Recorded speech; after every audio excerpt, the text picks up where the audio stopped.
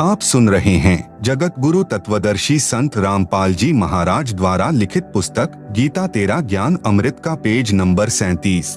वहाँ नैष्कर्मय मोक्ष प्राप्त होता है, जिसका भावार्थ है कि सत्यलोक यानी सनातन परम धाम में बिना कार्य यानी कर्म किए ही सब सुविधाएं तथा पदार्थ प्राप्त होते हैं और अपने पुण्य कभी समाप्त नहीं होते। वैसे तो श्री ब्रह्मा, विष्णु, शिव, गणेश, दुर्गा, ब्रह्म तथा परब्रह्म की भक्ति से भी नैष्कर्मय मोक्ष प्राप्त होता है।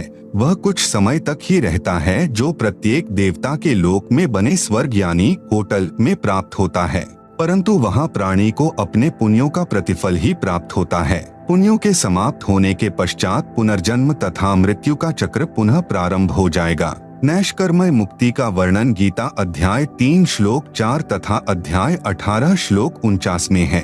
जिस सनातन परम धाम तथा शांति की प्राप्ति के लिए तथा उस परमेश्वर की शरण में जाने के लिए गीता अध्याय 18 श्लोक 62 तथा अध्याय 15 श्लोक 4 में कहा है, वह गीता ज्ञान दाता से अन्य पूर्ण परमात्मा है। गीता अध्याय 8 श्लोक 5 तथा 7 में तो गीता ज्ञान दाता ने अपनी भक्ति करने को कहा है, उससे तो जन्म मृत्यु दोनों की बनी रहेगी।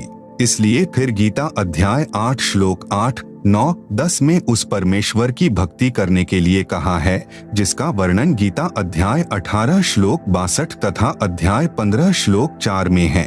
फिर गीता अध्याय 8 के ही श्लोक 18 में कहा है। गीता अध्याय 15 श्लोक 16, 17 में 3 पुरुष बताए हैं। नंबर 1 क्षर पुरुष, यह स्वयं गीता ज्ञान दाता है। इसे क्षर ब्रह्म भी कहते हैं। यह केवल 21 ब्रह्मांडों का प्रभु है। नंबर 2 अक्षर पुरुष, इसे परब्रह्म भी कहते हैं। यह केवल 7 शंख ब्रह्मांडों का प्रभु है। नंबर 3 परम अक्षर पुरुष है, जिसे परम अक्षर ब्रह्म परमेश्वर सत्य पुरुष अविनाशी परमात्मा भी कहते हैं, जो असंख्य ब्रह्मांडों का स्वामी है।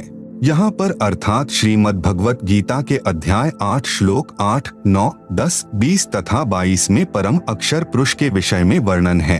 अध्याय 8 श्लोक 18 में अक्षर पुरुष के विषय में वर्णन है। जिस समय अक्षर पुरुष का एक दिन समाप्त होता है, जो 1000 युगों का होता है। ध्यान रहे, गीता अध्याय 8 श्लोक 17 में मूल पाठ में केवल सहस्र युग लिखा है, न कि सहस्र चतुर्युग। इसलिए अक्षर पुरुष के एक दिन के समाप्त होने पर सर्व प्राणी क्षर पुरुष तथा अक्षर पुरुष के कुछ क्षेत्र के नष्ट हो जाते हैं। क्षर पुरुष व इसके सर्व यानी 21 ब्रह्मांड के सब प्राणी नष्ट हो जाते हैं। जब दिन प्रारंभ होता है तो पुनः सब जीव अपने कर्मानुसार उत्पन्न होते हैं तथा मरते हैं। फिर गीता अध्याय 8 के ही श्लोक 20 में कहा है कि परंतु इस अव्यक्त अर्थात अक्षर पुरुष से परह यानी परे जो अन्य सनातन अव्यक्त भाव अर्थात परम अक्षर ब्रह्म है, वह परमेश्वर तो सब प्राणियों के नष्ट होने पर भी नष्ट नहीं होता है। आप सुन रहे हैं जगत गुरु तत्वदर्शी संत रामपाल जी महाराज द्वारा लिखित पुस्तक गीता तेरा ज्ञान अमृत का पेज नंबर 38। फिर गीता अध्याय 8 श्लोक 21 में कहा है कि उसे अविनाशी अव्यक्त कहा गया है, उसी को परमेश्वर कहा गया है। उसी धाम की प्राप्ति से परम गति अर्थात परम शांति प्राप्त होती है, जिसे प्राप्त होकर साधक फिर वापस नहीं आते, जिसके विषय में गीता अध्याय 18 श्लोक 62 तथा अध्याय 15 श्लोक 4 में कहा है। गीता ज्ञान दाता ने बताया है कि वह धाम मेरे धाम से परम अर्थात श्रेष्ठ है, इसलिए उसे सनातन परम धाम कहते हैं। नोट, इस गीता अध्याय 8 श्लोक 21 के अनुवाद में गलती की है कि गीता ज्ञान दाता ने कहा है कि वह मेरा परम धाम है। वास्तव मूल पाठ में लिखा है तत् धाम परमम मम, इसमें मम शब्द में हलंत यानी मम नहीं है। प्रमाण के लिए उन्हीं गीता अनुवादकों ने गीता अध्याय 3 श्लोक 23 में मम का अर्थ करते समय अर्थ किया है मम यानी मेरा ही। इसी प्रकार इस अध्याय 8 श्लोक 21 में मम का अर्थ मेरे से परम धाम है, सही है। फिर गीता अध्याय 8 श्लोक 22 में स्पष्ट किया है कि पुरुषः सह परः, सह यानी वह, परः यानी दूसरा, पुरुषः यानी परमेश्वर तो अनन्य भक्ति से प्राप्त होने योग्य है, जिसके अंतर्गत सर्व प्राणी आते हैं, जिसने सर्व संसार की रचना यानी उत्पत्ति की है। गीता अध्याय 8 श्लोक 20 से 22 में गीता ज्ञान दाता से अन्य परम पुरुष का वर्णन है, इसलिए गीता ज्ञान दाता उस धाम को अपना नहीं कह सकता। उसने अपने धाम यानी लोक से परम अर्थात श्रेष्ठ धाम उस परमेश्वर का धाम बताया है। यह सही अर्थ है। विचार करें, गीता अध्याय 8 श्लोक 20 में परह शब्द का अर्थ परे किया है, अर्थात अव्यक्त से परह यानी परे अर्थात दूसरा सनातन अव्यक्त भाव वाला परमेश्वर है।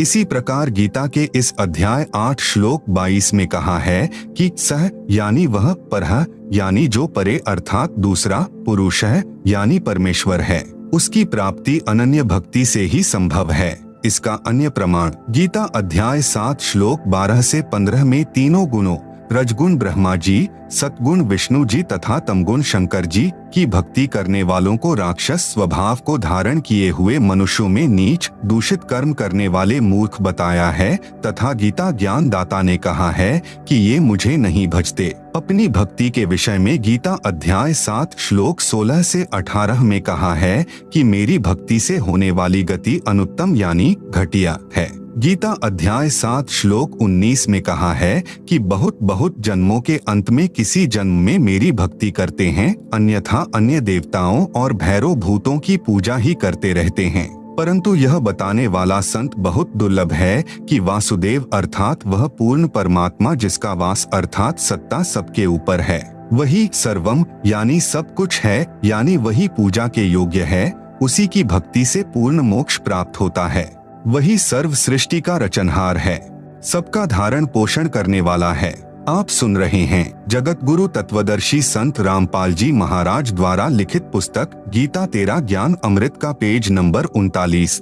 फिर गीता अध्याय 7 श्लोक 29 में गीता ज्ञान दाता ने कहा है कि जो साधक मेरे ज्ञान को आधार बनाकर तत्वदर्शी संतों से ज्ञान प्राप्त करके केवल जरा यानी वृद्धा अवस्था के दुख से तथा मरण यानी मृत्यु के दुख से छूटने के लिए भक्ति करके प्रयत्न करते हैं, वे संसार की सर्व वस्तुओं को नाशवान मानकर इनकी इच्छा नहीं करते, केवल मोक्ष उद्देश्य से ही भक्ति करते हैं। वे तत्ब्रह्म यानी उस ब्रह्म को विदु यानी जानते हैं, सब कर्मों से परिचित हैं, सर्व अध्यात्म ज्ञान से परिचित हैं।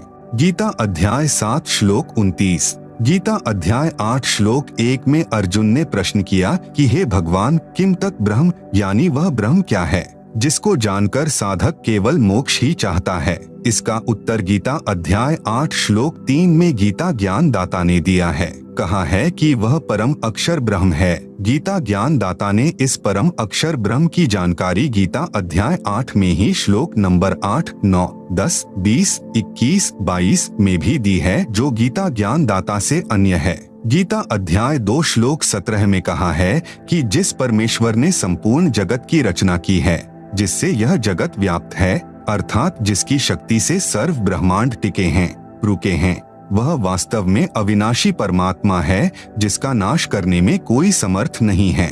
गीता अध्याय 15 श्लोक 17 में भी कहा है कि पुरुषोत्तम तो अन्य है। गीता अध्याय 15 श्लोक 16 में 2 पुरुष कहे हैं, क्षर पुरुष तथा अक्षर पुरुष। उत्तम पुरुष इनसे अन्य है, अर्थात श्रेष्ठ परमेश्वर जो तीनों लोकों में प्रवेश करके सबका धारण पोषण करता है, वह परमात्मा कहा जाता है। वही वास्तव में अविनाशी परमेश्वर है। गीता अध्याय 15 श्लोक 17। फिर गीता अध्याय 2 के ही श्लोक 59 में भी गीता ज्ञान दाता ने अपने से अन्य परमात्मा के विषय में कहा है। प्रसंग गीता अध्याय 2 श्लोक 53 से चला है, जिसमें कहा है कि हे अर्जुन, जिस समय भांति भांति के भ्रमित करने वाले ज्ञान के वचनों से विचलित हुई तेरी बुद्धि जब परमात्मा में अटल यानी स्थिर ठहर जाएगी, तब तू योग को प्राप्त होगा। गीता अध्याय 2 श्लोक 53। फिर गीता अध्याय 2 श्लोक 59 में कहा है कि कुछ व्यक्ति निराहार रहकर यानी भोजन त्याग कर केवल फलाहार या दुग्धाहार ही करते हैं। उनके कुछ समय के लिए विषय विकार तो निवृत्त हो जाते हैं, परंतु संसार के पदार्थों से आसक्ति निवृत्त नहीं होती। शास्त्रानुसार साधना करने से उस अन्य परमात्मा का साक्षात्कार होता है, जिससे विषय विकार तथा आसक्ति भी निवृत्त हो जाती है। गीता अध्याय 2 श्लोक 59 के मूल पाठ में परम शब्द जिसका अर्थ है पर अर्थात दूसरा होता है। उदाहरण के लिए गीता अध्याय 7 श्लोक 13 में मूल पाठ में यही परम शब्द है। इसमें गीता ज्ञान दाता ने कहा है कि तीनों गुणों रजगुण श्री ब्रह्मा जी, सतगुण श्री विष्णु जी तथा तमगुण श्री शंकर जी के भाव से सारा संसार मोहित हो रहा है। इनसे परे मुझे नहीं जानता।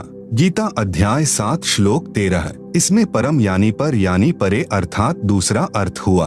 आप सुन रहे हैं जगत गुरु तत्वदर्शी संत रामपाल जी महाराज द्वारा लिखित पुस्तक गीता तेरा ज्ञान अमृत का पेज नंबर 40।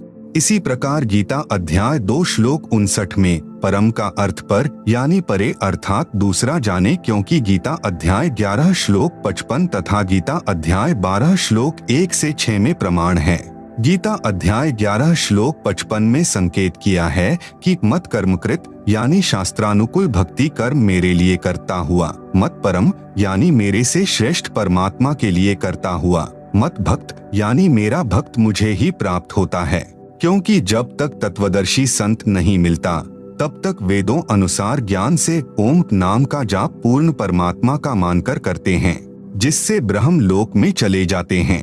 इसलिए कहा है कि मेरा भक्त मेरे से अन्य पूर्ण परमात्मा की भक्ति करके भी मुझे ही प्राप्त होता है। गीता अध्याय 11 श्लोक 55। फिर गीता अध्याय 12 श्लोक 1 में स्पष्ट है कि अर्जुन ने प्रश्न किया कि जो भक्त पूर्वोक्त प्रकार से गीता अध्याय 11 श्लोक 55 में संकेत है, जो त्वम यानी आपको तथा जो अव्यक्तम अक्षरम यानी अविनाशी अव्यक्त जिसका वर्णन गीता अध्याय 8 श्लोक 20 से 22 में है, उसको भजते हैं, उनमें से उत्तम भक्ति वाला कौन सा भक्त है। गीता अध्याय 12 श्लोक 1। फिर गीता अध्याय 12 श्लोक 2 में गीता ज्ञान दाता ने कहा है कि मेरा भक्त जो केवल मेरे ध्यान में लगा है वह युक्ततमाह मताह यानी मेरे विचार से वह सही साधक है। गीता अध्याय 12 श्लोक 2। गीता अध्याय 12 श्लोक 3 से 4 में गीता ज्ञान दाता ने कहा है कि जो उस सर्वव्यापी जिसके विषय में मैं भी नहीं जानता, जो सदा एक रस रहने वाला स्थायी अचल अव्यक्त अर्थात परोक्ष अविनाशी परम अक्षर ब्रह्म की निरंतर उपासना करते हैं, सब प्राणियों के हित के लिए कामना करने वाले साधक, सब में समान भाव रखने वाले साधक मुझको ही प्राप्त होते हैं। भावार्थ है कि जिस सच्चिदानंद घन ब्रह्म अर्थात परम अक्षर ब्रह्म का ज्ञान गीता ज्ञान दाता को भी नहीं है, उसका ज्ञान तत्वदर्शी संतों को होता है। तत्वदर्शी संत न मिलने से ब्रह्म के ओम नाम को परम अक्षर ब्रह्म का नाम यानी मंत्र जाप मानकर साधना करते हैं, जिस कारण से काल के जाल में रह जाते हैं। इसलिए कहा है कि वह साधक मुझे ही प्राप्त होता है। परमेश्वर कबीर जी ने सोहम मंत्र का आविष्कार करके साधकों को बताया है, परंतु सारनाम फिर भी गुप्त ही रखा है। सूक्ष्म वेद में लिखा है, सोहम शब्द हम जग में लाए, सार शब्द हम गुप्त छिपाएं। सोहम ऊपर और सत्सुकृत एक नाम, सब हंसों का बास है, नहीं बस्ती नहीं ठाम। सतगुरु सोहम नाम दे, गुज बीरज विस्तार, बिन सोहम सीझै नहीं, मूल मंत्र निजसार। आप सुन रहे हैं जगत गुरु तत्वदर्शी संत रामपाल जी महाराज द्वारा लिखित पुस्तक गीता तेरा ज्ञान अमृत का पेज नंबर 41।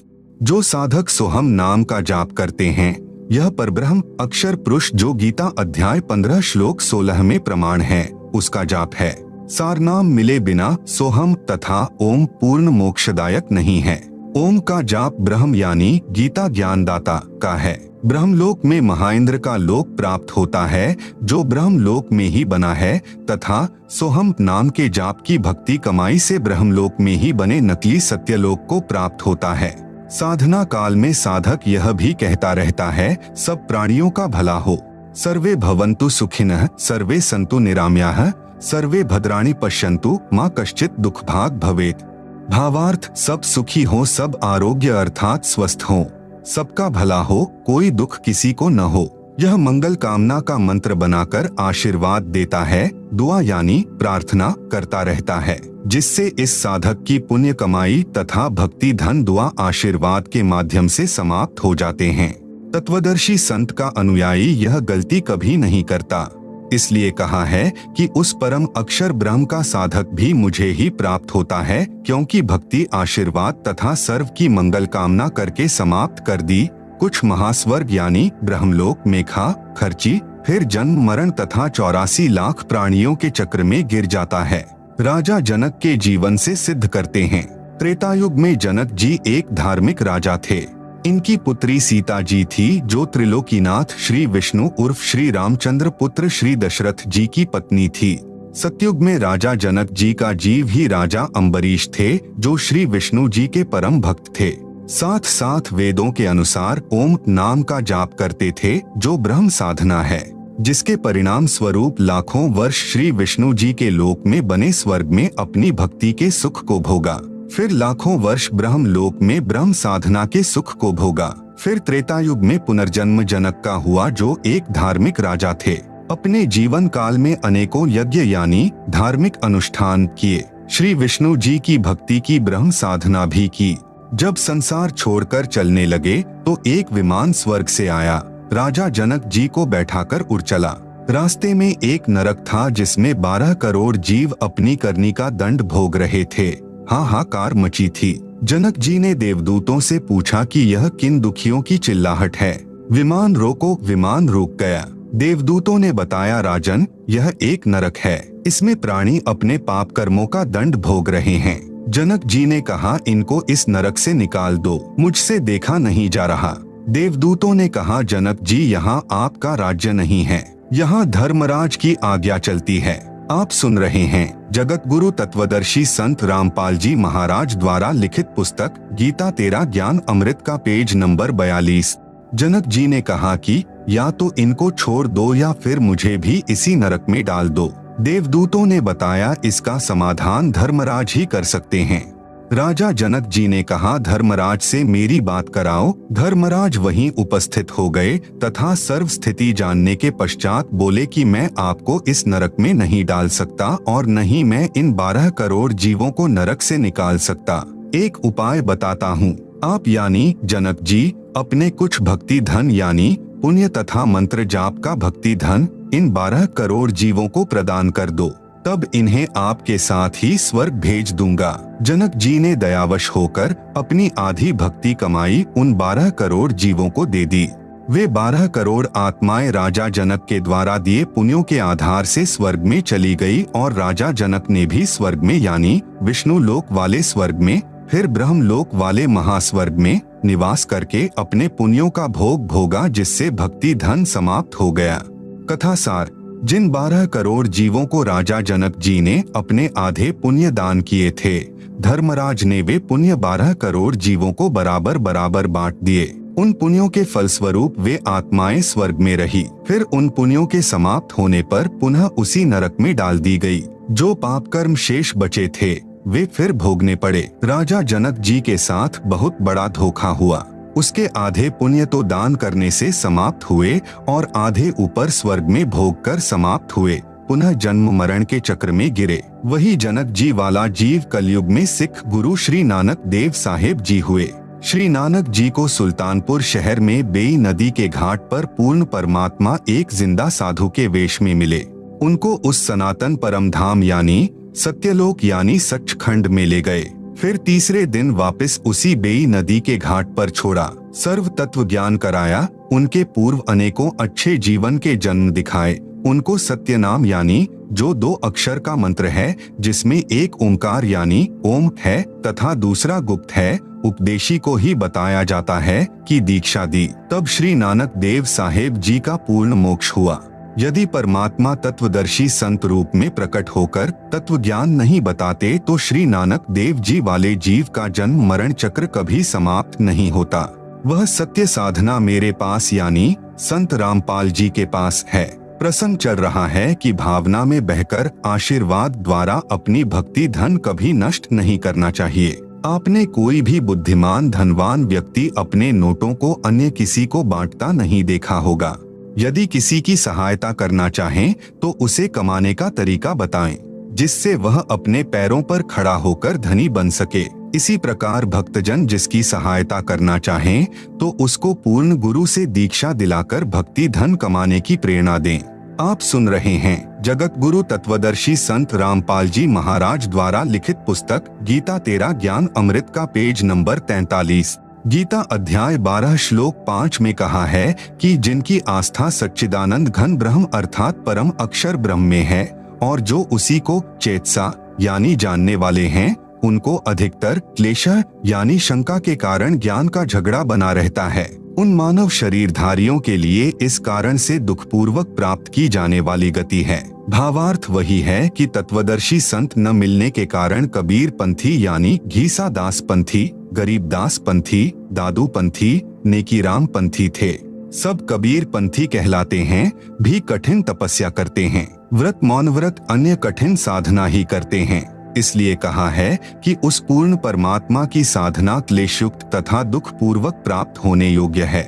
वास्तव में सर्व साधना जो शास्त्रानुकूल है वह बहुत आसान है। प्रमाण यजुर्वेद अध्याय 40 मंत्र 15 में ब्रह्म साधना के लिए कहा है कि वायुः अनिलम अमृतम अथ इदम भस्मांतम शरीरम ओम कृतम स्मर किल्बे स्मर कृतुः स्मर। भावार्थ ब्रह्म साधना का ओम नाम है। इससे मिलने वाला अमृतम अर्थात मोक्ष प्राप्ति के लिए ओम नाम का जाप, वायुः अनिलम यानी श्वास उश्वास से पूरी लगन के साथ शरीर नष्ट होने तक, कृतम यानी कार्य करते करते, स्मर यानी स्मरण कर, किल्बे स्मर यानी पूरी कसक अर्थात किलबिलाहट यानी विलाप जैसी स्थिति से स्मरण कर, कृतुः स्मर यानी मनुष्य जीवन का मूल कार्य जानकर स्मरण कर। यजुर्वेद अध्याय 40 मंत्र 15। फिर यजुर्वेद अध्याय 40 मंत्र 17 में वेद ज्ञान दाता ने, यही गीता ज्ञान दाता है, कहा है कि वह पूर्ण परमात्मा तो ऊपर के लोक में परोक्ष है अर्थात अव्यक्त है। अहम खम ब्रह्मोम यानी मैं ब्रह्म हूँ, दिव्य आकाश रूपी ब्रह्म लोक में मैं रहता हूँ, मेरा ओम नाम है। यजुर्वेद अध्याय 40 मंत्र 10 में वेद ज्ञान दाता ने कहा कि कोई तो परमात्मा को संभवात यानी उत्पन्न होने वाला अवतार रूप में साकार मानता है, कोई असंभवात यानी उत्पन्न न होने वाला अर्थात निराकार मानता है। वह परमात्मा उत्पन्न होता है या नहीं या जैसा है उसका ज्ञान धीराणाम यानी तत्वदर्शी संतजन बताते हैं, उनसे शृण्वः यानी सुनो। यजुर्वेद अध्याय 40 मंत्र 10। यही प्रमाण गीता अध्याय 4 श्लोक 34 में है कि परमात्मा के विषय में संपूर्ण ज्ञान तत्वदर्शी संत बताते हैं। उनकी खोज कर उनसे निष्कपट भाव से तथा दंडवत प्रणाम करके विनम्रता से प्रश्न करने से वे तत्वदर्शी संत तेरे को तत्व ज्ञान का उपदेश करेंगे। सूक्ष्म वेद में भी कहा कि नाम उठत नाम बैठत नाम सोवत जागरे, नाम खाते नाम पीते नाम सेती लागरे। भावार्थ परमात्मा की साधना केवल नाम के जाप से होती है। उस नाम का जाप कार्य करते करते करो, सोने से पहले, सुबह उठते ही, खाना खाते समय, पेय पदार्थ पीते समय अर्थात सर्व कार्य करते करते नाम का स्मरण करो। भावार्थ है कि हठ योग न करके कर्मयोग में साधना करो। आप सुन रहे हैं जगत गुरु तत्वदर्शी संत रामपाल जी महाराज द्वारा लिखित पुस्तक गीता तेरा ज्ञान अमृत का पेज नंबर 44। गीता में 2 प्रकार का ज्ञान है। गीता का जो ज्ञान वेदों यानी ऋग्वेद, यजुर्वेद, सामवेद तथा अथर्ववेद तथा सूक्ष्म वेद जो सच्चिदानंद घन ब्रह्म अर्थात सत्य पुरुष ने अपने मुख कमल से तत्व ज्ञान बोला है, उससे मेल नहीं करता है तो वह गलत ज्ञान है। वह गीता ज्ञान दाता का अपना मत है, वह स्वीकार्य नहीं है। गीता ज्ञान दाता ने कई श्लोकों में गीता अध्याय 13 श्लोक 2, अध्याय 7 श्लोक 18, अध्याय 6 श्लोक 36, अध्याय 3 श्लोक 31 तथा अध्याय 18 श्लोक 70 में कहा है कि ऐसा मेरा मत है, मेरा विचार है। श्रीमद् भगवत गीता में 95% वेद ज्ञान है, 5% गीता ज्ञान दाता का अपना मत है। यदि वह वेदों से मेल खाता है तो ठीक है, अन्यथा व्यर्थ है। उदाहरण के लिए गीता अध्याय 2 श्लोक 37 से 38 पर्याप्त है, इनमें विरोधाभास है। गीता अध्याय 2 श्लोक 37 में तो लाभ हानि बता रहा है, कहा है कि या तो तू युद्ध में मरकर स्वर्ग को प्राप्त होगा अथवा युद्ध जीतकर पृथ्वी का राज भोगेगा, इसलिए हे अर्जुन युद्ध के लिए खड़ा हो जा।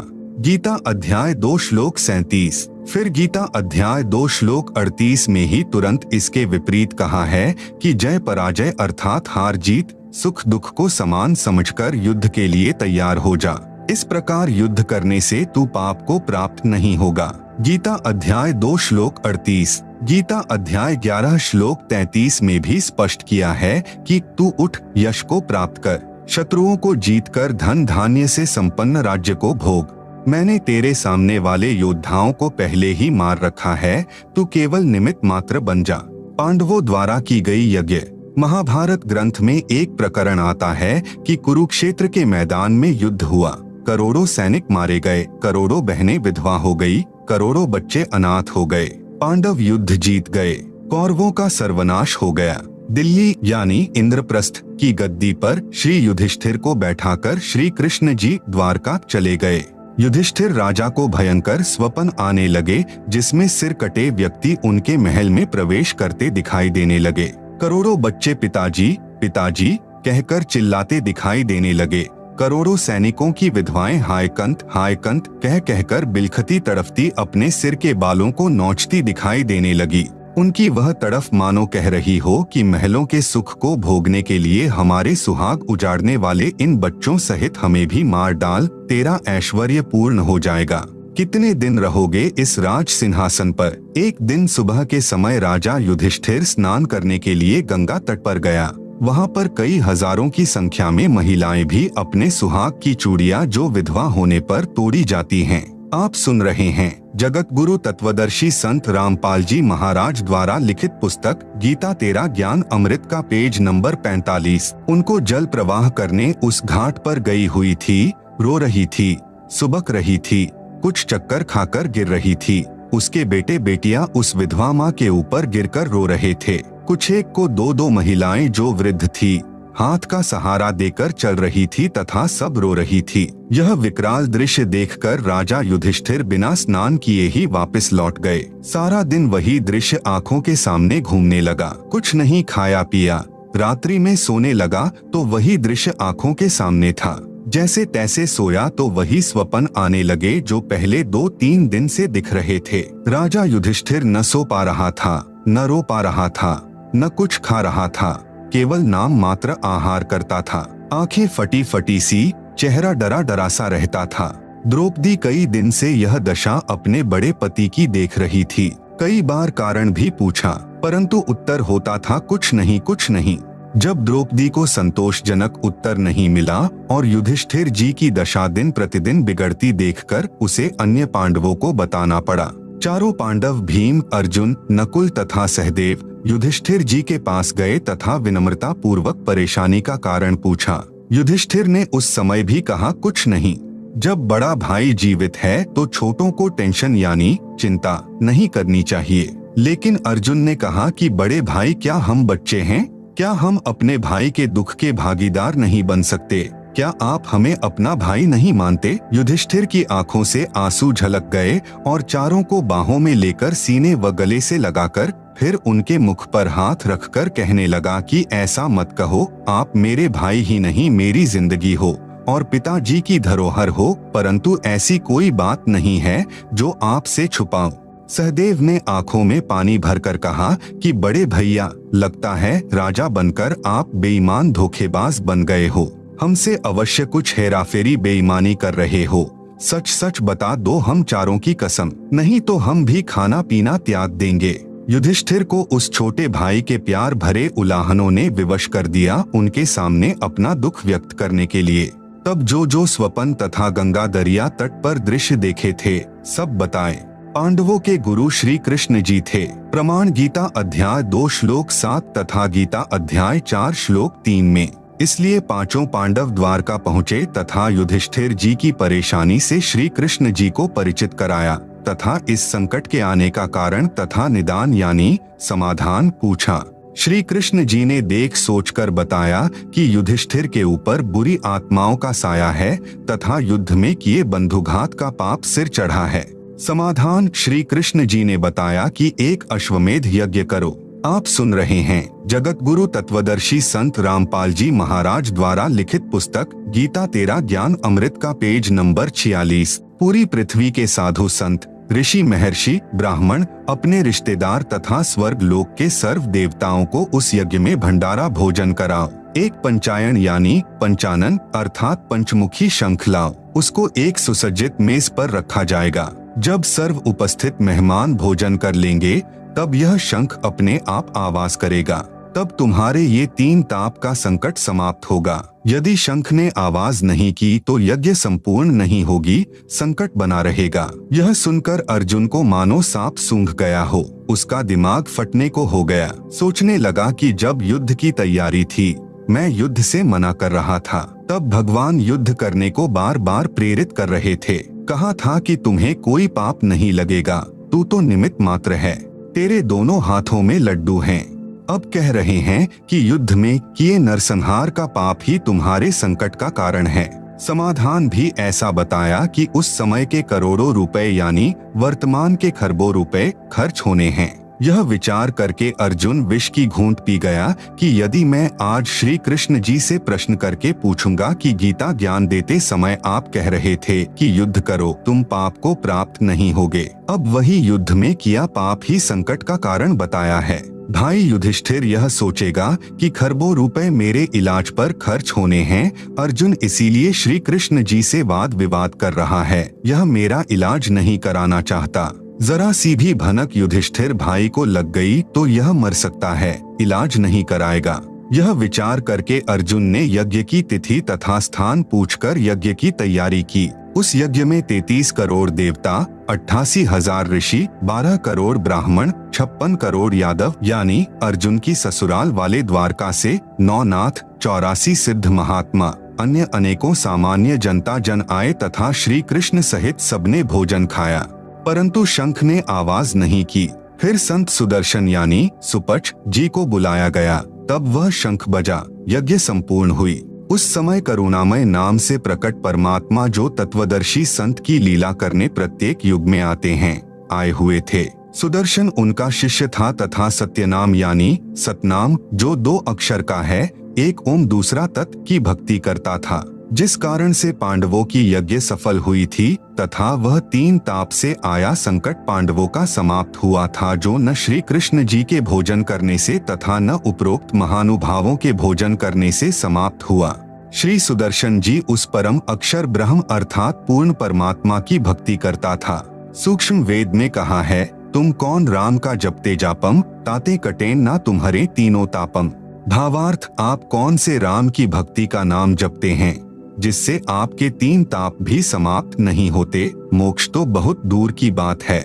इसलिए मेरे यानी संत रामपाल के पास वह सत्य साधना है, 2 अक्षर का सत्य नाम है। आओ और दीक्षा लेकर अपना कल्याण कराओ। आप सुन रहे हैं जगत गुरु तत्वदर्शी संत रामपाल जी महाराज द्वारा लिखित पुस्तक गीता तेरा ज्ञान अमृत का पेज नंबर 47। अब उसी प्रसंग पर आते हैं कि गीता में 2 तरह का ज्ञान है अर्थात विरोधाभास है। एक तो गीता ज्ञान दाता ने युद्ध कराने के लिए अपने दाव पेच लड़ाए हैं, वे वेद विरुद्ध होने से तथा सत्य से परे होने से स्वीकार्य नहीं है, वह इसका मत है। इसलिए गीता अध्याय 12 श्लोक 5 में कहा है कि उस सच्चिदानंद घन ब्रह्म की भक्ति क्लेश व दुखपूर्वक प्राप्त होती है, जबकि वेद में लिखा है कि तत्वदर्शी संत मिलने के पश्चात उस परमात्मा यानी पूर्ण ब्रह्म की भक्ति कार्य करते करते नाम जाप साधना करके की जाती है। बहुत ही सरल है। इससे सिद्ध हुआ कि गीता ज्ञान दाता ने जो अपना मत बताया है, यदि वह वेदों यानी 4 वेद हैं, number 1 Rigveda, number 2 Yajurveda, number 3 Samaveda, number 4 Atharvaveda तथा 5वां है सूक्ष्म वेद से मेल नहीं खाता है, तो वह व्यर्थ ज्ञान है। वह गीता ज्ञान दाता के घर का है, वह हमें ग्रहण नहीं करना है, वह हमें नहीं मानना है। अन्य प्रमाण गीता अध्याय 12 श्लोक 8 से 19 तक में अपना मत बताया है। गीता अध्याय 12 श्लोक 8 में गीता ज्ञान दाता ने कहा है कि मुझ में मन लगा, मेरे में बुद्धि लगा, मुझे प्राप्त होगा। इसी प्रकार ऊर्ध्वम यानी ऊपर वाले अव्यक्त की भक्ति करेगा तो उसे प्राप्त होगा, इसमें कोई संशय नहीं है। गीता अध्याय 12 श्लोक 8। गीता अध्याय 12 श्लोक 9 में गीता ज्ञान दाता कहता है कि यदि मेरी प्राप्ति चाहता है और यदि तू मन को मुझ में लगाने में समर्थ नहीं है, तो हे धनंजय अर्जुन, अभ्यास योग अर्थात नाम जाप तथा नित्य पाठ करना आदि आदि अभ्यास साधना कहलाती है, को करके मुझे प्राप्त करने की इच्छा कर। गीता अध्याय 12 श्लोक 10 में गीता ज्ञान दाता कहता है कि यदि नाम जाप नित्य पाठ आदि आदि अभ्यास करने में भी समर्थ नहीं है तो मत कर्म परमः यानी मेरे लिए श्रेष्ठ कर्म करने वाला हो जा। इस प्रकार मेरे लिए शुभ कर्म करता हुआ भी सिद्धि को प्राप्त कर लेगा। गीता अध्याय 12 श्लोक 11 में गीता ज्ञान दाता कहता है कि यदि मद्योगम यानी मत योगम यानी मेरे द्वारा बताई गई भक्ति साधना पर आश्रित होकर उपरोक्त साधना करने में भी तू समर्थ नहीं है तो यतात्मवान यानी यत आत्मवान यानी यति आत्मा वाला हो जा। यति का अर्थ है अपनी पत्नी के अतिरिक्त किसी भी स्त्री के प्रति विषय विकारवश होकर मन में कभी द्वेष उत्पन्न न होता हो, उसे यति पुरुष कहते हैं। जैसे श्री रामचंद्र जी को यति अर्थात संत भाषा में जति कहा जाता है, श्री सुखदेव यानी सुखदेव पुत्र श्री व्यास को भी यति यानी जति माना गया है तथा सीता पत्नी श्री रामचंद्र को सती माना गया है। इसलिए कहा है कि यतात्मवान अर्थात यति पुरुष बनकर सर्व कर्मों के फल का त्याग कर। गीता अध्याय 12 श्लोक 11। आप सुन रहे हैं जगत गुरु तत्वदर्शी संत रामपाल जी महाराज द्वारा लिखित पुस्तक गीता तेरा ज्ञान अमृत का पेज नंबर 48। गीता अध्याय 12 श्लोक 12 में गीता ज्ञान दाता कहता है कि अभ्यासात यानी नाम जाप नित्य पढ़ आदि आदि जो अभ्यास किया जाता है उससे श्रेष्ठ ज्ञान है अर्थात जिज्ञासु बनकर ज्ञान प्राप्त कर। ज्ञान से ध्यान अर्थात हठ साधना करके समाधि लगाना यहाँ गीता ज्ञान दाता के मतानुसार ध्यान कहा है, जिसका अनुसरण सर्व ऋषिजन किया करते थे, जिसे वर्तमान में मेडिटेशन कहते हैं। ध्यान से श्रेष्ठ सर्व कर्मों का फल का त्याग है क्योंकि त्याग से तत्काल शांति प्राप्त हो जाती है। यह गीता ज्ञान दाता का मत है।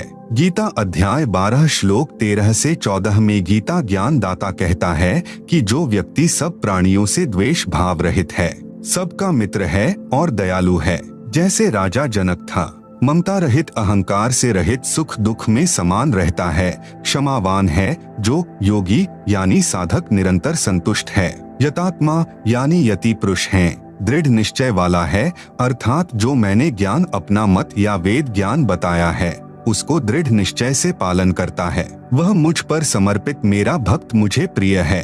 इसी प्रकार गीता अध्याय 12 श्लोक 15 से 19 तक में अपना मत कहा है जो केवल नास्तिकता की ओर ले जाने वाला है। जैसे ऊपर किए गए उल्लेख में गीता अध्याय 12 श्लोक 8 से 12 तक कहा है कि मुझ में मन लगा, यदि मन नहीं लगा सकता तो नाम जाप तथा नित्य पाठ आदि का अभ्यास किया कर। अभ्यास का अर्थ है नित्य प्राप्ति, बार बार कर्म करना। नाम जाप नित्य पाठ करके मुझे प्राप्त करने की इच्छा कर। यदि नाम जाप नित्य पाठ भी नहीं कर सकता तो मेरे लिए अर्थात परमात्मा के लिए कर्म करने वाला हो जा। उदाहरण के लिए जैसे धार्मिक कर्म करते हैं, कहीं कंबल बांट दिए, कहीं भोजन भंडारा कर दिया, कहीं मंदिर बना दिया, कहीं प्याऊ बनवा दी, पक्षियों को अनाज डाल दिया आदि आदि भगवान के प्राप्ति किए कर्म कहलाते हैं। इनके करने से कुछ सिद्धि प्राप्त हो जाएगी। प्रिय पाठ को ध्यान से विचारो। इस श्लोक में इन कर्मों से होने वाला फल भी बता दिया है कि सिद्धि प्राप्त हो जाती है। फिर साधक स्वयं झाड़ फूंक, जंत्र मंत्र, आशीर्वाद तथा दुआ बद्दुआ देने योग्य हो जाता है और महर्षि प्रसिद्ध हो जाता है। गीता अध्याय 12 श्लोक 10। यदि भगवान के लिए कर्म भी नहीं कर सकता है तो यति यानी जति पुरुष बनकर कर्म फल का त्याग कर। विचार करें, जब भगवान के लिए धार्मिक कर्म करेगा ही नहीं तो कौन से कर्म शेष हैं जिनके फल का त्याग करेगा। इसे कहते हैं ऊवा बाई का ज्ञान, बिना सिर पैर का ज्ञान। गीता अध्याय 12 श्लोक 11। फिर गीता अध्याय 12 श्लोक 12 में तो कमाल ही कर दिया।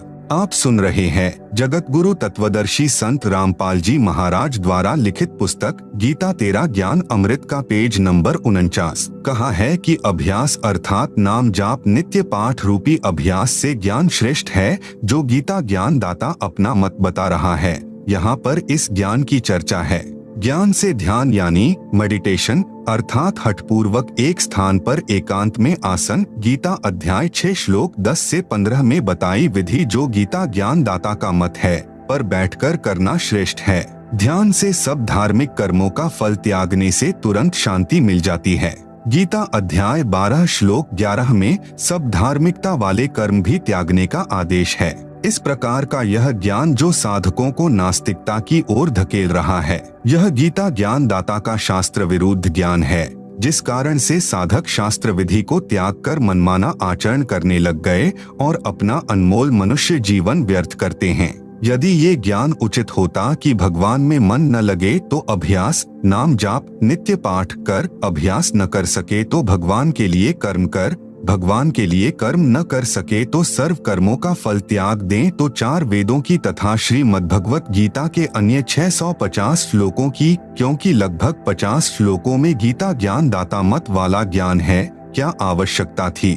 यही 4 से 5 श्लोक पर्याप्त थे। इस प्रकार गीता ज्ञान दाता ने जो अपना मत बताया है, जो वेदों के विरुद्ध है, वह स्वीकार करने योग्य नहीं है। गीता अध्याय 12 श्लोक 20 में अपने अज्ञान को छुपाने के लिए फिर कहा है कि परंतु जो श्रद्धाना है, यानी साधक श्रद्धा के साथ मत परमाह यानी मत परमाह यानी मेरे से श्रेष्ठ परमेश्वर को पर्युवास्ते यानी पूजते हैं, वे मुझे अधिक प्रिय हैं। जैसा कि प्रारंभ में वर्णन है कि गीता अध्याय 5 श्लोक 14 से 16, 20, 24, 25, 26 में भी प्रमाण है कि गीता ज्ञान दाता ने अपने से अन्य प्रभु के विषय में बताया है। गीता अध्याय 5 श्लोक 14 में गीता ज्ञान दाता ने कहा है कि प्रभु यानी परमात्मा किसी मनुष्य के न तो कर्तापन की, न कर्मक, न कर्मफल संयोग की उत्पत्ति करता है, किंतु सर्व प्राणी अपने स्वभाववश कर्म करते हैं। गीता अध्याय 5 श्लोक 15 विभुः यानी सर्वव्यापी अर्थात वासुदेव, जिसका गीता अध्याय 3 श्लोक 14 से 15 में वर्णन है, कहा है कि सर्व प्राणियों की उत्पत्ति अन्न से होती है, अन्न वर्षा से उत्पन्न होता है, वर्षा धार्मिक अनुष्ठानों अर्थात यज्ञों से होती है, यज्ञ शास्त्रानुकूल धार्मिक कर्मों से उत्पन्न होते हैं। धार्मिक कर्म तो ब्रह्म अर्थात क्षर पुरुष से उत्पन्न होते हैं। ब्रह्म अर्थात क्षर पुरुष को अक्षरः सम उद्भवम अविनाशी परमात्मा अर्थात परम अक्षर ब्रह्म से उत्पन्न हुआ जान। इससे सिद्ध होता है कि सर्वगतम ब्रह्म यानी सर्वव्यापी परमात्मा अर्थात विभुः यानी सर्वव्यापी परमेश्वर न किसी के पाप और न शुभ कर्म को ही ग्रहण करता है। उसी से सर्व जंतवः यानी जीव जंतु तथा मनुष्य मोहित हो रहे हैं। गीता अध्याय 5 श्लोक 16 तथा 17 को पढ़ने से स्पष्ट हो जाएगा कि गीता ज्ञान दाता ने अपने से अन्य परमेश्वर के विषय में बताया है। आप सुन रहे हैं जगत गुरु तत्वदर्शी संत रामपाल जी महाराज द्वारा लिखित पुस्तक गीता तेरा ज्ञान अमृत का पेज नंबर 50। इसी प्रकार गीता अध्याय 5 श्लोक 20, 24, 25, 26 को गीता में अन्य अनुवादकों द्वारा किए सरलार्थ से समझा जा सकता है। इसी प्रकार गीता अध्याय 6 श्लोक 7 में स्पष्ट परमात्मा शब्द मूल पाठ में लिखा है, जो गीता ज्ञान दाता से अन्य परमात्मा का प्रमाण है, क्योंकि गीता अध्याय 15 श्लोक 17 में कहा है कि श्लोक 16 में वर्णित 2 पुरुषों क्षर पुरुष तथा अक्षर पुरुष से अन्य कोई उत्तम पुरुष अर्थात पुरुषोत्तम है, जिसे परमात्मा इति उदाहरित यानी परमात्मा कहा जाता है। वही तीनों लोकों में प्रवेश करके सबका धारण पोषण करता है, वह अविनाशी परमात्मा है। इसमें गीता अध्याय 15 श्लोक 17 में भी परमात्मा शब्द है। इस प्रकार गीता के अमृत ज्ञान को समझना है, केवल गीता जी के पढ़ने मात्र से कल्याण नहीं है। इसके अमृत ज्ञान को समझकर इसके अनुसार अपनी धार्मिक क्रियाएं करने से तीनों लाभ हैं, जो गीता अध्याय 16 श्लोक 23 में सुख प्राप्ति, सिद्धि शक्ति प्राप्ति तथा परम गति अर्थात पूर्ण मोक्ष प्राप्ति के लिए बताए हैं। अब पुनः उसी प्रसंग पर चर्चा करते हैं, जो प्रश्नकर्ता ने जानना चाहा है कि गीता ज्ञान दाता से अन्य पूर्ण परमात्मा कौन है तथा उसने अपने से अन्य किस परमेश्वर की शरण में जाने को कहा है। उत्तर चल रहा है, यह तो स्पष्ट ही हो चुका है कि गीता ज्ञान दाता से अन्य परम अक्षर ब्रह्म है। गीता अध्याय 18 श्लोक 62 में उस परमेश्वर परम अक्षर पुरुष की शरण में जाने के लिए कहा है। गीता अध्याय 18 श्लोक 66, गीता अध्याय 8 श्लोक 28, गीता अध्याय 12 श्लोक 6 से 7 में कहा है कि पूर्ण परमात्मा को प्राप्त करने के लिए मेरी भक्ति भी की जाती है। जैसे गीता अध्याय 17 श्लोक 23 में ओम तत्सत 3 नाम का जाप परम अक्षर ब्रह्म की प्राप्ति के लिए है। गीता अध्याय 8 श्लोक 13 में गीता ज्ञान दाता ने अपनी साधना करने का केवल एक ओम नाम बताया है। पूर्ण परमात्मा की प्राप्ति के लिए ओम नाम का जाप भी साधक करता है। इसलिए गीता अध्याय 8 श्लोक 28 में कहा है, योगी अर्थात भक्त तत्व ज्ञान के द्वारा इस रहस्य को जानकर जो वेदों के अनुसार भक्ति करने से, उसी के अनुसार यज्ञ अर्थात धार्मिक अनुष्ठान करने से, तप अर्थात अपने धर्म पर दृढ़ता से लगे रहने से जो शारीरिक मानसिक कठिनाई झेलनी पड़ती है, उस तप से तथा दान करने से जो पुण्य फल होता है अर्थात धार्मिक कर्म से भक्ति फल होता है, उसका अत्यति यानी उल्लंघन कर जाता है अर्थात त्याग जाता है। वह आद्य यानी सनातन, परम यानी अन्य यानी दूसरे, स्थानम यानी धाम को प्राप्त होता है। आप सुन रहे हैं जगत गुरु तत्वदर्शी संत रामपाल जी महाराज द्वारा लिखित पुस्तक गीता तेरा ज्ञान अमृत का पेज नंबर 51। गीता अध्याय 12 श्लोक 7 से 8 में कहा है कि जो मत्पराह यानी मत्पराह यानी मेरे से दूसरे परमात्मा की भक्ति करने वाले सर्वभक्तजन मेरी भक्ति के सर्व भक्ति कर्म मुझको अर्पण करके मुझ में त्याग जाते हैं। जो अनन्य भक्ति उस मेरे से परे अर्थात दूसरे को भजते हैं। गीता अध्याय 12 श्लोक 7 में वर्णन है कि हे अर्जुन, मुझ में चित्त लगाने वाले, मुझे जानने वाले, आवेशित यानी आवेश के साथ, चेतासाम यानी मुझे चेत चुके हैं, मुझे जान चुके हैं, उन भक्तों का मैं शीघ्र ही संसार समुद्र से सम उद्धरता यानी समुद्धरता यानी उसी प्रकार उद्धार कर देता हूँ। गीता अध्याय 18 श्लोक 66 में कहा है कि सर्वधर्मान परित्यज्य माम एकम शरणम व्रज अहम त्वा सर्व पापेभ्यः मोक्षयिष्यामि मा शुचय। अन्य अनुवादकर्ताओं ने जो अनुवाद इस गीता अध्याय 18 श्लोक 66 का किया है वह इस प्रकार है जो गलत है। संपूर्ण धर्मों को अर्थात संपूर्ण कर्मों को मुझ में त्याग कर तू केवल एक मुझ सर्वशक्तिमान सर्वाधार परमेश्वर की शरण में व्रज यानी आजा, मैं तुझे संपूर्ण पापों से मुक्त कर दूंगा, शोक मत कर। विवेचन जो अनुवाद किया है कि संपूर्ण धर्मों को अर्थात कर्तव्य कर्मों को मुझ में त्याग कर केवल तू एक मुझ सर्वशक्तिमान सर्वाधार परमेश्वर की शरण में आजा, यह गलत है। विचार करे गीता अध्याय 18 श्लोक 46, 62, अध्याय 15 श्लोक 1 से 4 तथा 17 में सर्वशक्तिमान सर्वाधार परमात्मा तो कोई अन्य कहा है, जिसे गीता अध्याय 8 श्लोक 3 में परम अक्षर ब्रह्म कहा है। यहाँ गीता अध्याय 18 श्लोक 66 में अनुवादक ने अपनी ओर से महिमा जोड़ी है जो व्यर्थ है। फिर कहा है कि संपूर्ण कर्मों को मुझ में त्याग कर मेरी शरण में आजा, यह भी न्याय संगत बात नहीं है। यदि कोई कहे कि सर्व कर्म मुझ में छोड़ और मेरी शरण में आजा, इससे भी स्पष्ट है कि सर्व धार्मिक कर्मों की भक्ति कमाई को मुझ में छोड़कर अन्य की शरण में जा। वैसे भी व्रज का अर्थ जाना है, आना नहीं किया जा सकता। जैसे अंग्रेजी के शब्द गो का अर्थ जाना है, उसका अर्थ आना नहीं किया जाना चाहिए। फिर अन्य प्रमाण गीता अध्याय 2 श्लोक 7 में अर्जुन ने कहा है कि मैं आपका शिष्य हूँ, आपकी शरण में हूँ, मुझे उचित शिक्षा दीजिए। फिर गीता ज्ञान दाता ने गीता अध्याय 4 श्लोक 3 में कहा है कि तू मेरा भक्त तथा सखा है। यहाँ गीता अध्याय 18 श्लोक 66 में यह अनुवाद करना कि मेरी शरण में आजा बिल्कुल अनुचित है, क्योंकि अर्जुन तो पहले ही श्री कृष्ण की शरण था, ऊपर सिद्ध हो चुका है। तत्व ज्ञान न होने के कारण अनुवादकों ने अर्थों के अनर्थ कर रखे हैं। गीता ज्ञान दाता ने गीता अध्याय 18 श्लोक 62 में कहा है कि उस परमेश्वर की शरण में जा, उस परमेश्वर की कृपा से ही तू परम शांति को तथा सनातन परम धाम को प्राप्त होगा। आप सुन रहे हैं जगत गुरु तत्वदर्शी संत रामपाल जी महाराज द्वारा लिखित पुस्तक गीता तेरा ज्ञान अमृत का पेज नंबर 52। गीता अध्याय 18 श्लोक 46 में कहा कि जिस परमेश्वर से संपूर्ण प्राणियों की उत्पत्ति हुई है और जिससे यह समस्त जगत व्याप्त है, उस परमेश्वर की अपने स्वाभाविक कर्म करते करते पूजा करके मनुष्य परम सिद्धि को प्राप्त हो जाता है। गीता अध्याय 15 श्लोक 17 में स्पष्ट किया है कि श्लोक 16 में कहे दो पुरुषों क्षर पुरुष तथा अक्षर पुरुष से उत्तम पुरुष तो कोई अन्य ही है जिसे परमात्मा कहा जाता है।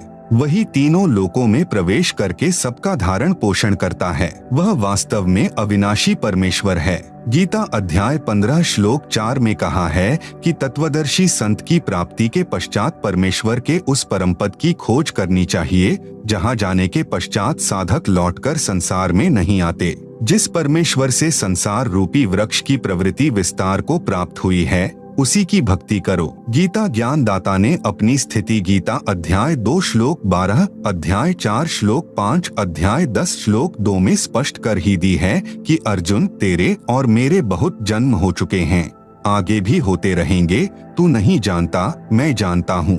जिस प्रभु की स्वयं जन्म मृत्यु होती है तो वह भी अविनाशी नहीं हुआ, उसका उपासक भी जन्मता मरता रहेगा।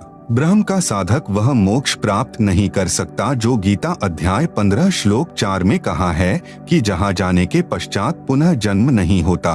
गीता अध्याय 18 श्लोक 66 का वास्तविक अनुवाद इस प्रकार है। अनुवाद: सर्वधर्मान यानी संपूर्ण धार्मिक कर्म जो मेरी उपासना के हैं उनकी भक्ति कमाई है। उन्हें माम यानी मुझको, परित्यज्य यानी त्याग कर, तू एकम यानी उस एक जिसके समान दूसरा नहीं है, अद्वितीय सर्वशक्तिमान परमेश्वर अर्थात परम अक्षर ब्रह्म की शरणम यानी शरण में, व्रज यानी जा, अहम त्वा यानी मैं तुझे, सर्व पापेभ्यः यानी संपूर्ण पापों से, मोक्षयिष्यामि यानी मुक्त कर दूंगा, मां शुचः यानी शोक मत कर। गीता अध्याय 18 श्लोक 66 में गीता ज्ञान दाता ने कहा है कि जो मंत्र मेरी उपासना के हैं उनकी भक्ति की कमाई मुझको त्याग कर तू केवल उस एक अर्थात जिसके समान कोई अन्य शक्ति न हो, अद्वितीय सर्वशक्तिमान परमेश्वर अर्थात परम अक्षर ब्रह्म की शरण में जा, मैं तुझे सर्व पापों से मुक्त कर दूंगा, शोक मत कर। गीता अध्याय 18 श्लोक 66। विश्लेषण: गीता अध्याय 17 श्लोक 23 में गीता ज्ञान दाता ने संकेत किया है कि उस ब्राह्मण यानी सच्चिदानंद घन ब्रह्म अर्थात परम अक्षर ब्रह्म की प्राप्ति का ओम तत् सत यह 3 मंत्र का जाप है। इसी का जाप करने का निर्देश है। फिर गीता अध्याय 8 श्लोक 13 में अपनी उपासना का मंत्र बताया है कि मुझ ब्रह्म की भक्ति का केवल एक ओम अक्षर है, जो इसका उच्चारण करता हुआ शरीर त्याग कर जाता है तो उसको मेरी परम गति यानी मोक्ष प्राप्त होती है। आप सुन रहे हैं जगत गुरु तत्वदर्शी संत रामपाल जी महाराज द्वारा लिखित पुस्तक गीता तेरा ज्ञान अमृत का पेज नंबर 53। ओम का जाप ब्रह्म का जाप है, इससे ब्रह्मलोक प्राप्त होता है। यही परम गति ओम के जाप से होती है, जिसे गीता अध्याय 7 श्लोक 18 में अति अनुत्तम अर्थात अश्रेष्ठ कहा है। गीता अध्याय 8 श्लोक 16 में कहा है कि ब्रह्म लोक तक जितने भी लोक हैं उनमें गए हुए साधक पुनरावृत्ति में हैं, अर्थात ब्रह्म लोक तक गए साधक पुनः जन्म मृत्यु में रहते हैं। इसलिए उपरोक्त गीता अध्याय 18 श्लोक 46, 62, 66, अध्याय 15 श्लोक 4 तथा 17 में किसी समर्थ परमेश्वर की शरण में जाने के लिए कहा है, जो ओम तत् सत नाम का जाप। गीता अध्याय 17 श्लोक 23 में 3 मंत्र ओम तत् सत है। इसमें जो ओम नाम है वह ब्रह्म का जाप है।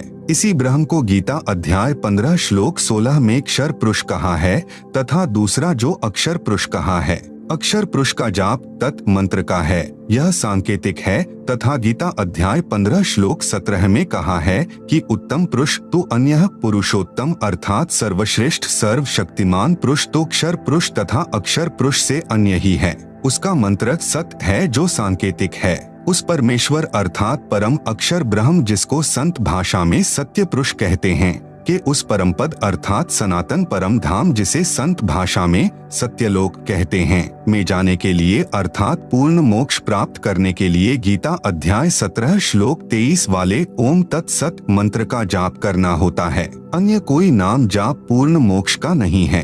तत् सत ये दोनों अन्य मंत्र हैं जो उपदेश लेने वाले को उपदेश के समय ही सार्वजनिक किए जाते हैं। ओम नाम का जाप ब्रह्म यानी अक्षर पुरुष का है, गीता ज्ञान दाता का है। इसकी उपासना ओम नाम के जाप से होती है।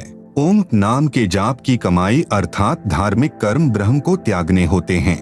हम पहले बिना तत्व ज्ञान के ओम नाम के जाप की कमाई यानी भक्ति धन ब्रह्म लोक में जाकर समाप्त कर देते थे। पाप यानी कर्ज यानी लोन शेष रह जाते थे। उनको नरक में तथा 84 लाख प्रकार के प्राणियों के शरीर में कष्ट उठाकर भोगा करते थे। अब हम ओम नाम के जाप का भक्ति धन ब्रह्म को त्याग देंगे, इसका फल ब्रह्म लोक में नहीं भोगेंगे, जिसके प्रतिफल में यह ब्रह्म अर्थात क्षर पुरुष हमारे सर्व पापों यानी कर्ज को समाप्त कर देगा। इस गीता अध्याय 18 श्लोक 66 का यह भावार्थ है। फिर हम तत् मंत्र के जाप की कमाई अक्षर पुरुष अर्थात परब्रह्म गीता ज्ञान दाता से दूसरा ब्रह्म को त्याग देंगे।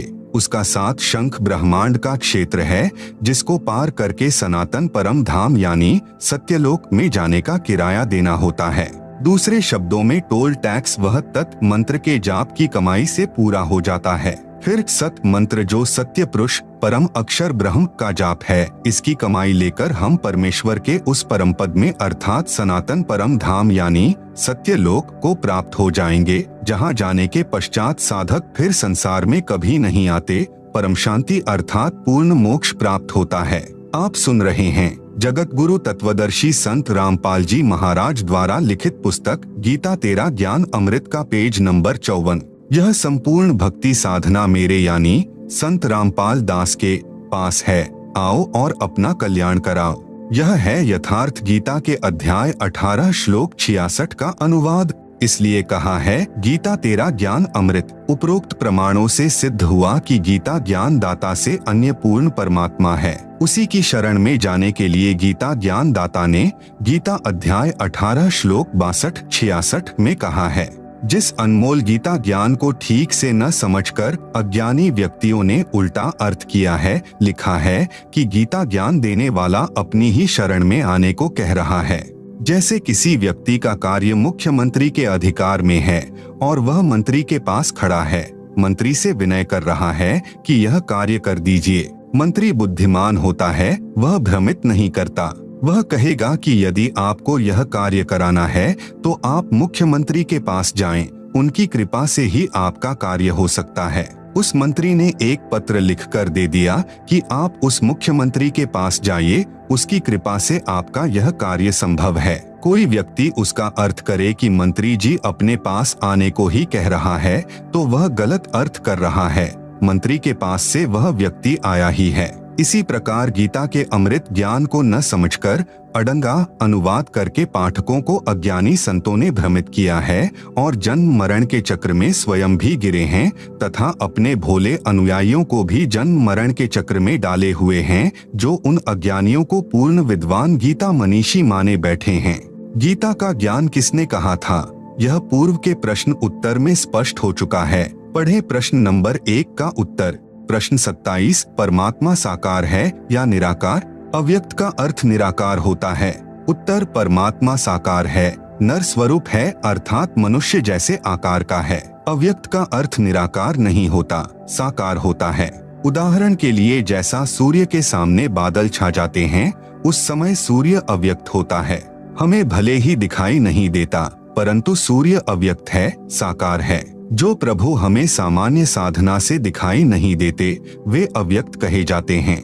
जैसे गीता अध्याय 7 श्लोक 24-25 में गीता ज्ञान दाता ने अपने आप को अव्यक्त कहा है, क्योंकि वह श्री कृष्ण में प्रवेश करके बोल रहा था। जब व्यक्त हुआ तो विराट रूप दिखाया था। यह पहला अव्यक्त प्रभु हुआ जो क्षर पुरुष कहलाता है, जिसे काल भी कहते हैं। गीता अध्याय 8 श्लोक 17 से 19 तक दूसरा अव्यक्त अक्षर पुरुष है। गीता अध्याय 8 श्लोक 20 में कहा है कि इस अव्यक्त अर्थात अक्षर पुरुष से दूसरा सनातन अव्यक्त परमेश्वर अर्थात परम अक्षर पुरुष है। इस प्रकार ये तीनों साकार यानी नराकार प्रभु हैं।